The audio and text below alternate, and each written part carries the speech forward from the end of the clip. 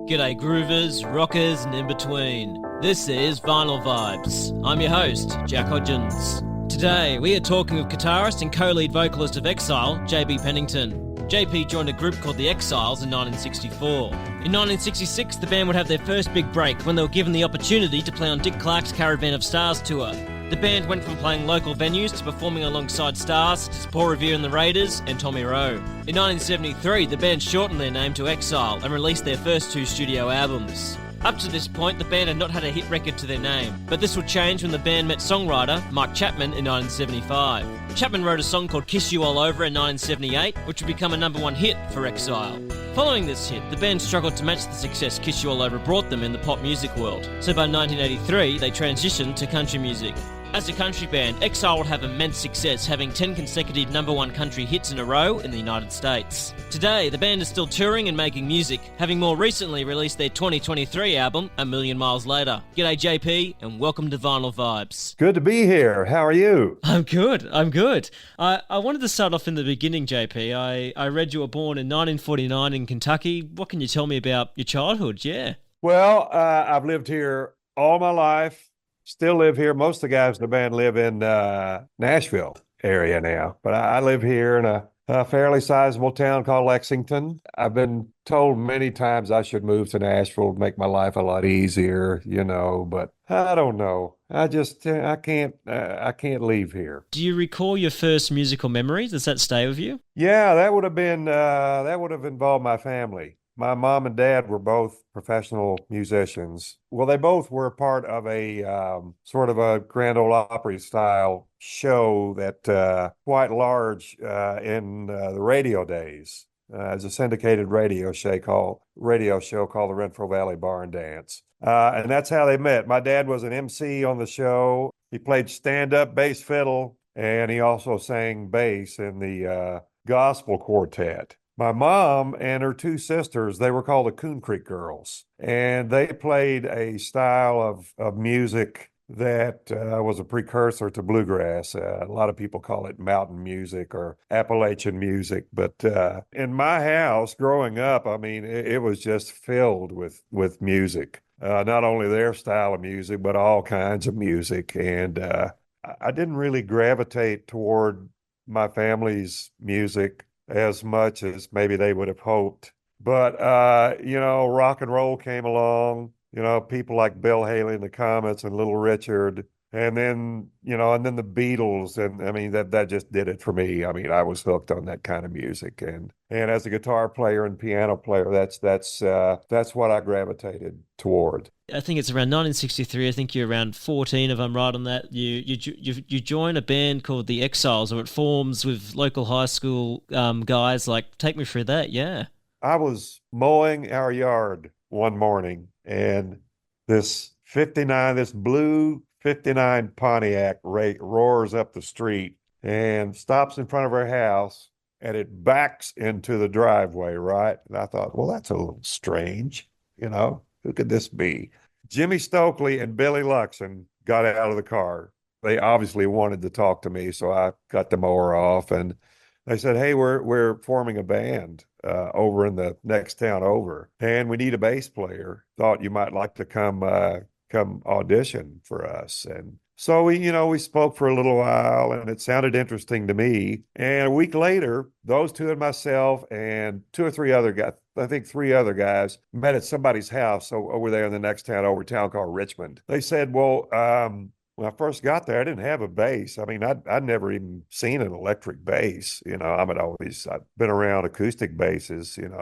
I'd seen them on TV, but I didn't know anybody that had one. So they said, well, I don't know how we can do, a tryout here if you don't have a bass. And I have my guitar with me, so I tuned the top four strings down as low as I could get them to sort of make it kind of work. And we went through a few songs that way.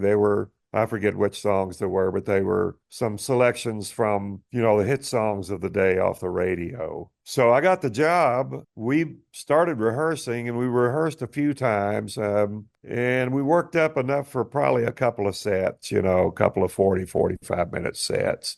But we still didn't have a name. So we sat down one afternoon and trying to think of some names. I don't remember any alternative ones, but they must have been great. I wish I could remember. But our drummer, his name was Mac Davenport. Our drummer said, "Hey, in the news right now, there's this influx of Cuban exiles coming across from Cuba to immigrate to the United States because of the whole Cuban Missile Crisis that was going on between us and Khrushchev and Russia and Fidel Castro and all that stuff. It was all over the news."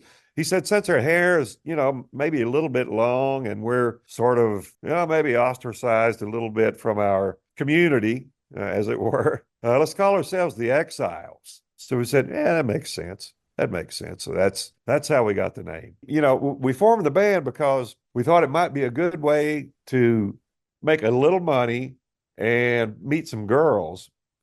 But neither one of those really developed. So we had to concentrate on being musicians. But we finally we played around enough locally to where we started getting a following, and so the whole thing just slowly, very slowly, sort of mushroomed. It was around 1965 when you guys made your first single. I mean, The Answer to Her Prayers. I mean, do you remember much about how that kind of came to be? Yeah. The Answer to Her Prayers was written by our guitar player. His name was Paul Smith. Somebody had located a studio that was in a garage, small little place here in Lexington, actually. We lived in a town called Richmond, but we came over and did two sides. We did Answer to Her Prayers, and I can't remember what was on the B side, but yeah, I mean, it was just, all gather around one microphone and count it off and play it. That's basically what the record sounded like. But we were so proud of it. It was Jimbo. It was the name of the label. And it was this light blue label, Jimbo Records, and the Exiles down at the bottom. And we were just, wow. We were just so proud of that. Am I correct in saying that it was soon after that you guys started playing on the Dick Clark tour at all? Or did that happen pretty soon after? Yeah, that happened a couple of years later, I guess. We were playing at a local bar. It was around Christmas time, and this lady who worked for Dick Clark in L.A. was from this area, and she was home on Christmas break. Somebody had told her about us, so she came to see us play, and she approached us afterwards. Her name was Peggy Rogers. And she approached us afterwards and explained to us that Dick Clark was getting ready to form some package tours, and he was going to call it the Dick Clark Caravan of Stars. And they were looking for a self-contained band that could back the opening acts that were on the show, the single acts, people like Freddie Cannon and Tommy Roe and B.J. Thomas. People like that were actually having big radio hits, during the time. And so obviously we were, yeah, we're all in, just go back to Mr. Clark and please tell him we'd be very interested in doing this. And long story short, he took her word for it. She liked us and he took her word for it. And we were hired. With the first tour started, I think, about a month or two after that. So here we were in Richmond, Kentucky, playing for about 30 people in a little bar, to going out and getting on a bus with all these famous people and playing these arenas just packed 10, 12,000 people. And the first tour, the headline act was Paul Revere and the Raiders. They were huge. They were a huge band in those days. So we'd come out, to begin the show, we would come out and do our 15 minutes, and we would do like cover songs of the day. And then the single acts would come out and we would actually back them. And there were usually 3 or 4 of them. They'd do a couple of 3 songs apiece, and then an intermission, and then, the Raiders would come on. But on that first day of the first tour, Dick Clark came. He came to sort of wish everybody well and help kick the whole thing off. And he got us off to the side and he said, guys, he said, I'm so glad to have you. You're an important piece of this whole thing. And and welcome. And I got to give you some advice, he said. And we never forgot it. We never forgot it. He said, never forget your audience. He said, it's why you're here. It's the main reason you're here. And it's the main reason for however long you stay here. And we never forgot that, you know. And then he left, and we went in the shower portion of the locker room, and where it had nice reverb, you know, with all the tiles, and all the single acts would come in, and we would rehearse. Now, this is the day of the show. We would rehearse, you know, with what little instruments we had available to stand in a shower, you know, and we'd go through the songs. We kind of knew them anyway, you know, because they were all over the radio. That was, you know, that was our thing. I mean, we went out and played the show and did the best we could, and I felt like we did a great job, you know, and it was really an eye-opening experience for us. And I think we did 3 or 4 more tours after that. Yeah, so it was great. Well, moving forward a bit in time here, 1973, the Exiles become Exile. What inspired that name change? I don't know. You know, it just seemed cooler groups were coming out then, you know, that had just the singular, you know, form of the name, like Bread and Chicago, and there were, you know, a million others, and it just seemed like the trend of the day. So we just decided just to drop the and the S and just call ourselves Exile. 1973 was a pretty big year for Exile. You guys had 2 albums, the self-titled Exile album and the second album, Stage Pass. You guys must have been in the studio quite a bit in 1973. Yeah, 72 was a busy year. It was very busy. We went to I forget how we got hooked up with this producer, but his name was Bill Trout, and he was based in Chicago. I think he actually came to see us. Yeah, I don't know who sent him, but he came to see us and he liked us, and we had some, you know, original material, and he seemed to like it. So we went up there, and he had us assigned to a label called Wooden Nickel Records. It was a subsidiary of RCA. So we went up there and did that album with him. And, you know, we're not doing any of those songs anymore, but we were proud of it. You know, we were very proud of it. And the next year we did a half live, half studio album. It was called Stage Pass, and that was a lot of fun too. So that sort of set us up to get used to the, you know, all the buttons and knobs of a big studio. You know, we were in a couple of really nice places, which was unusual for us. You know, and we learned a lot. We learned a lot from making those albums. I'm not sure how great they were, but we sure did learn a lot. The Wooden Nickel label, I think you mentioned there, that they dropped the band after that. I think those 2 albums, and then a few members I think left the band, and there was a few lineup changes. I mean, what inspired you to keep going on and stay with Exile, even though all that kind of was going on at the time? Yeah. Well, you know, there always seemed to be, and at the worst possible time in our careers, something always seemed to pop up that was, you know, a little sliver of light at the end of the tunnel. We'd get a call, hey, you know, we've got this producer that likes you guys, that's interested in you, you know, and well, okay, well, you know, we'll talk to him, you know. It was, and we'd get some really nice gig opening for somebody really big, you know, like Sly and the Family Stone or Iron Butterfly, or, you know, some of those. And there was always something that kept us there and kept us interested. Maybe a couple of years after that, when Mike Chapman started to get involved with the band. Take me through that. We had a stack of reel tapes, a 1/4-inch tape of some songs that we'd gone into a little local studio and recorded, you know, original songs. And a friend of ours who kind of sort of was managing us, I don't know how he heard about Mike, but he ended up sending our little tapes to Mike's house. I to this day, I don't remember how he even knew where Mike lived. But I guess he was, since he was in the radio business, I guess he was aware of Mike for his history in Europe and Australia and places like that, Germany, with bands like The Sweet, you know, and Smokey, and those bands. Had great success over there.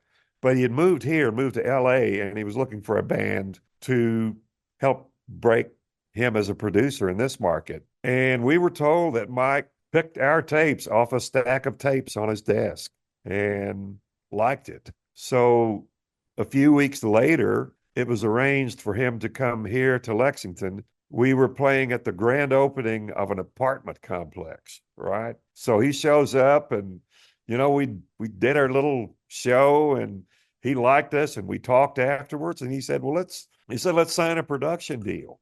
That means I'll pay for the recording. The record label, if they sign you, they'll pay me back. And, that's all business stuff. But basically that's how we got hooked up with Mike. We recorded a number of singles with Mike and to really no avail. None of them did anything, but then he wrote Kiss You All Over, and he and his partner, Nicky Chan, wrote Kiss You All Over, and the whole thing, changed. When Mike showed you guys the song for the first time, like, what did you think of it at first? Oh wow, man, we really didn't know what to think. I think we were all, well, can we say that? Can we actually sing those lyrics? No, it was funny. He arrived in town. I went to the airport to pick him up, and we went over to Jimmy Stokely's apartment and gathered there to hear the song. And he said, I need an electric guitar, I need a guitar amp, and I need a microphone, with a cable. So we got all that together. So he plugs his guitar into the amp, then he plugs the microphone into the other input of the amp, and on the third input he had this little dinky little drum machine, and he plugged it in, and he had it programmed to something sort of similar to the vibe of Kiss You All Over. That's the way he performed the song for us.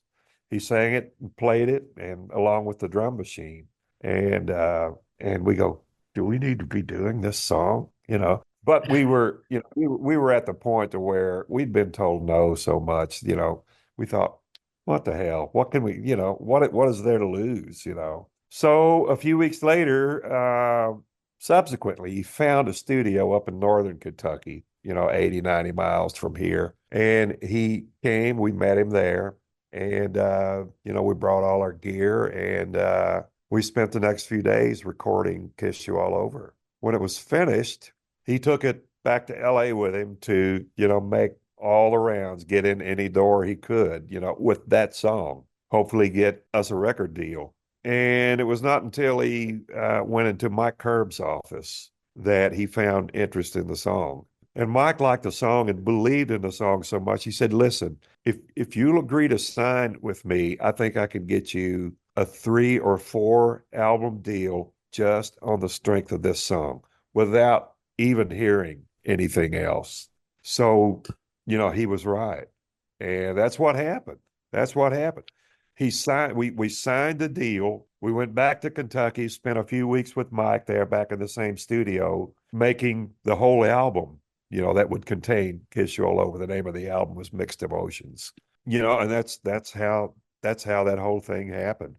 And they put Kiss You All Over out, and I mean, it shot up the charts like a rocket ship. It was incredible. I think it was 4 weeks at number one in the United States. I mean, do you have any memories from the 4 weeks that song was number one? Do any memories pop up for you from those 4 weeks? Like, yeah. As the record got toward the top 10, us and everybody else around us knew that it was going to be a really big record. We did 3 things. We signed with a management team out of LA. We signed with a booking agency out of LA. The booking agency immediately signed us to a long winter tour with Aerosmith. So we were kind of thrown into that whole thing, with this new record. But by the time that tour started, I mean, that record was either number 1 or top 3, and so we at least had something that, as an opening act, that an audience would recognize, and we just adored Aerosmith. We thought that they were just the greatest band ever, and they were awfully good. I got a quick Steven Tyler story if you want to hear it. Yeah, I'd love to. Yeah. Okay, so we were like 2 or 3 shows in with them, and we hadn't really talked to any of them, very much. And but between our show and when they were do to go on. He walks into our dressing room and introduces himself, like he needed to be introduced, but he was really a fine fellow, really, really warm guy, and friendly. And he said, "Hey, you guys know anything about moonshine?" And we said, "Well, yeah, a little bit. Yeah, yeah." He said, "Do you think you could get us some? Because I know you're from Kentucky, and Kentucky is sort of known for that, aren't they?" And we said, "Yeah, yeah, we kind of are." And we said, "Sure, we can get you some." So we did that weekend's shows, and we left for a week, and then we came back for the next weekend's shows, and we had found 3-gallon jugs of moonshine. Oh, wow. Gallon mason jugs of moonshine. It had peaches floating in it, right? So somebody looked him up. He said, "Oh, thanks, man." And he took off. He had some of these guys carrying it, and so they took off. And another week goes by. Come back the next weekend, and he walks in the dressing room. And he said, "Man," he said, "what was in that stuff?" And he said, "Well, it was basically pure grain alcohol." We said, "Well, Yeah. how much did you drink of it?" They said, "Well, we drank all of it." So, so it's right. I keep having, we were having nightmares that we could have been the band that killed Aerosmith, but I mean, that stuff was lethal. You take 2 drinks of that and you're drunk, Yeah, yeah. but they drank all of it, or so he told me. But anyway, that was our introduction to Stephen, and we became fast friends after that. It was great. I really love the I think it's the third single off the Mixed Emotions album, "You Thrill Me." I think that's such a great song, and I'm looking at the charts and I'm going, this should have been a bigger hit. I mean, were you guys a bit surprised that third single off the album wasn't a bigger hit? Like, how did you guys feel about that? Yeah. Well, we kind of were, but we had been, we'd been told no so much that it didn't really, it was no great shock, to us. It was actually the second single off there, or at least here in the States it was. But we just felt like after all that happened, that radio was kind of looking for another "Kiss You All Over," and it didn't exist on the album. But I like "You Thrill Me" too. I thought it was Mike and Nikki wrote that song too, and I thought it was such a well written song. And I think we made a nice record on that song. But it got up into about the 30s or something like that. I think overseas, I think it did a little bit better in some countries, but here it didn't really do so well. Comparatively speaking, with "Kiss You All Over" the way it did. I think it's interesting you mentioned there that radio wanted another "Kiss You All Over," so to say, and I mean, I think that's an interesting thing because it's almost like it's a one-time thing. I mean, it's such a classic song and such a unique song. I mean, to try and do that again, I think would be really hard to do. Well, it would be hard to do, and it was kind of against what we as musicians do. I know with us as a band, we wanted to do all kinds of things. We didn't want to copy ourselves. I mean, you do to a certain point because you sing a certain way and play and write a certain way. But you know what I'm saying? I mean, it was never in anybody's mindset to say, "Hey, they're going to want a second single that's going to, be like "Kiss You All Over," and then we weren't interested in that at all. But Yeah. that song over the years, man, what legs it's had! It's been incredible. I mean, still to this day, I mean, we can hit like the first 2 bars of that song, and man, they're like, oh, they're there. It's great. It is. And we. I often have people ask me, "Well, aren't you sick of that song yet? Aren't you tired of playing it?" And I say, "No, of course not." The way we look at it is that to that audience, it's much more fresh to them than it is to us. And it's the reason they're there. And we just try to play it exactly like we did the record every night. It just drives us. to sort of try to put ourselves in their shoes and sort of feel what they're feeling. The band had the obviously had Kiss You All Over, You Thrill Me, and those were big hits. I mean, and the album I think did okay as well in terms of the charting. I think it was the next three albums. You were still doing the pop stuff as a band, but it was kind of the success as a pop group was kind of fading a bit over those next three albums. I mean, what was that like for the band, like to have that kind of happen? Yeah. Well, it was tough. It was tough. We had been around long enough to know the honeymoon was kind of over, with our label. And so we just felt like, well, we got to honor our contract, and we got to make these albums. And when that's over, they'll certainly let us go.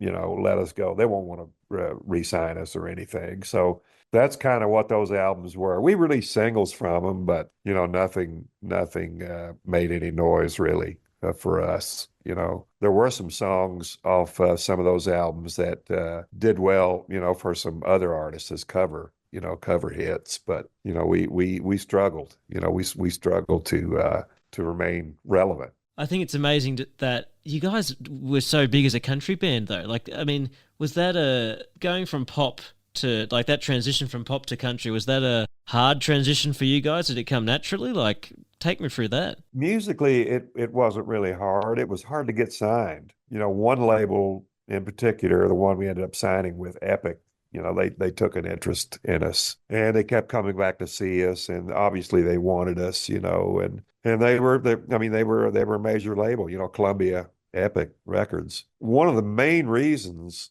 there was any interest from Nashville in us is because of what I touched on a little bit earlier. We had several hits by country artists of songs that came off those subsequent albums after Kiss You All Over, the pop albums. And so as a result of that, our name there was a little bit of buzz, around Nashville about us, not only as a group, but as writers. So that helped us to get our foot in the door. And I think that, that was really a catalyst for us as far as getting signed. And I mean, we went in and made our first country album, and we started having hits right away. We released one song that was the most country sounding song that you can imagine, just because we wanted Music Row to see that we could be country.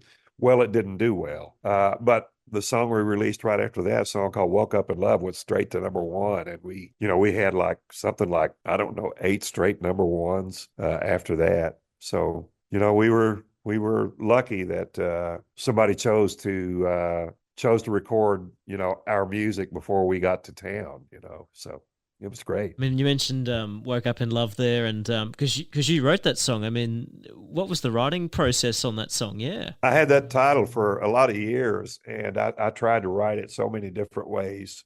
One day I said, well, I've got to get this song out of my brain, out of my body. It's driving me crazy. So I sat down and just, I don't know what happened, but I wrote it in about 45 minutes. My mindset was, I don't know why, but my mindset was make it sound sort of musically, sort of gospel-y. So that seemed to spur me to write, not gospel lyrics, but just the way the lyrics fell, the way they fell into the music made it a little easier to write. But it became a #1 for us, and it opened things up a lot for us, really did. I think it was even 10 #1 singles, the country singles in a row. Quite a few years of success there. I mean, what was that like being in the group during that success? Yeah. Oh man, it was great. We just got real busy. Real busy on the road, because in those days you toured to sell records. It's not necessarily that way anymore because of the streaming and all that, I mean, suddenly when it came time for our second album to be started, or got near the time, we realized, hey, wait a minute, we took 2 years to write that last album, and we've got what now, a month, so our bass player, Sonny Lemaire, and I were, we were just getting a really nice co-writer thing going on. So, we sat down in about a month's time and wrote the whole second album, or at least most of it. And that's the way the subsequent albums after that, that's the way it was. I mean, we had to, what little time we had off, it was, nose to the grindstone, right, until you're blue in the face, and then write some more, So, but it was a good busy. It was a good busy. Yeah, yeah. Well, in saying that too, I mean, I think it's great that, I mean, the band is still busy today. I mean, the band only released their most recent album in 2023, A Million Miles Later. I mean, I was reading it. I think it took a year and a half to complete. It was a total team effort. I mean, yeah, take me through the process in making this album. Well, we found out that there was a label in Florida who liked what we did, and we hadn't made a record in a long time. I don't know. It just felt like, well, God, we got to make, one more record, to see if we still got it in us, So we signed with this label. They're called Clearwater Records, and lovely, lovely people, and very supportive. Once again, we had to write the thing. So a few months of writing, and it was all Zoom writing. We actually started during COVID, so it was all Zoom writing. We must have written probably 25 or 30 songs. It was pretty much writing every day. So we decided on 16 songs. We thought the material was, we were so happy with the material, we didn't want to leave a whole lot of it out. And that's the reason the album is so long, But our recording process was real different. The way we would do it is I would go into a studio here near where I live in Kentucky, and I would do all the guitar tracks for all of the songs, acoustic and electric tracks. Then I would do all the percussion tracks, all the hand claps, finger snaps, shakers, tambourine, all that stuff. And then Les Taylor and Sonny would come in, and we would do all the vocals. So we had vocals, guitars, and percussion, right? So we would send those files to a studio in Nashville where our drummer and keyboard player lived, meet them down there at a designated time, and we would spend a few more days putting drums to what I had played and putting bass and keyboards to what I had played on guitar. So that was the way we made our albums. I think COVID dictated a lot of that, but as it turns out, we thought it was really cohesive, so we're still making albums that way, working on a new one, by the way, working on a new album. Oh, brilliant. Anything you can share about that? Yeah. I don't know. Some are new songs. Some are songs that we've had on hand for years and years, as was the case with Million Miles Later. Those are not all new songs, Some are like 20, 30 years old, but sort of the same thing here. We're still trying to put together everything that we want to record, but we're going to do it the same way. I've got to, as soon as I get through talking to you, I'm leaving here to go work at the studio and put some more guitar tracks down. But in saying that too, I mean, I think it's great too that the A Million Miles Later album is on vinyl. I mean, what inspired the band to press the album on vinyl? We hadn't had a vinyl album out in a long time, and we thought it might be just something cool to have, for one thing. And when we do shows, a lot of people ask us about vinyl. So, for mostly for that reason, we've started taking vinyl out with us, with Million Miles Later. People just buy it up, They don't necessarily have a turntable. A lot of them don't even have turntables. They just buy it as a souvenir. But it sounds so good. I mean, the second single off the A Million Miles Later album, After You, I think you co-wrote this song back in 2010, I've read. I mean, take me through the process and, how After You came about, yeah. Yeah, we wrote that, Sonny and I wrote it with Paul Jefferson. We wrote it in Nashville. It's down in the basement, this dark basement of this house. And we wrote it and put it down on a cassette.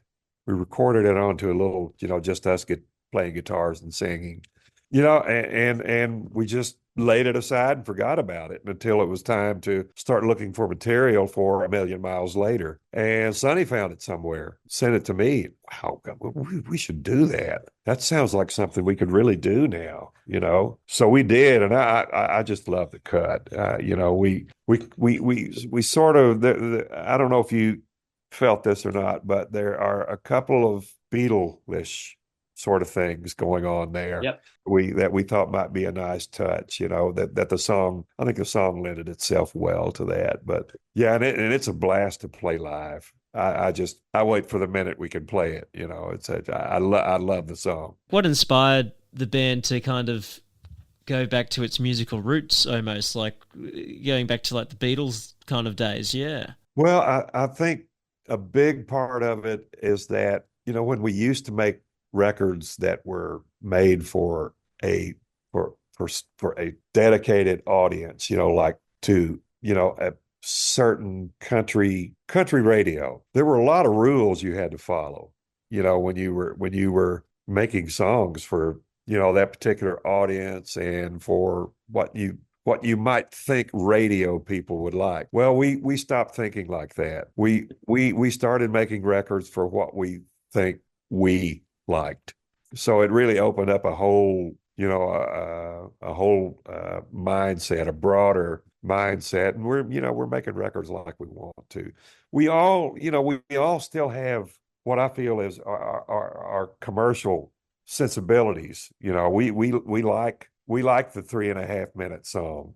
You know, we like that approach to making music. But, you know, we can put things on our records now that we would have been afraid to before. So it's been a lot of fun. It's been a lot of fun. What's next for the band? Like, is there anything else that you haven't mentioned that, that's kind of in the works at the moment? Yeah. We just finished a remix of a hits project, and that's going to be coming out. We remixed it, remastered it, and new artwork and all that stuff, and that's going to be the next thing that's, you know, going to be available to the public. You know, it's from we remixed an old record of hits, and we just remixed it to make the fidelity better and make ourselves feel better about it, for one thing, you know. But that's the next thing coming out, and we're continuing to tour, and we're just, you know, we still like each other a lot, and the more we work, you know, the more we like it. We like being together and playing music together. Yeah, that all sounds wonderful, JP. Just thanks so much for making the time today, yeah. Oh, it's my pleasure, Jack. I appreciate you having me. That was JP Pennington, guitarist and co-lead vocalist of Exile. To check out the band's recent album, A Million Miles Later, which is available on CD, vinyl and USB, you can head to the band's website at exile.biz. Remember to share this show with other music fans, and if you really like what you heard today, we'd love to hear from you. Thanks for tuning in to this episode of Vinyl Vibes, and to all you music lovers out there, stay groovy.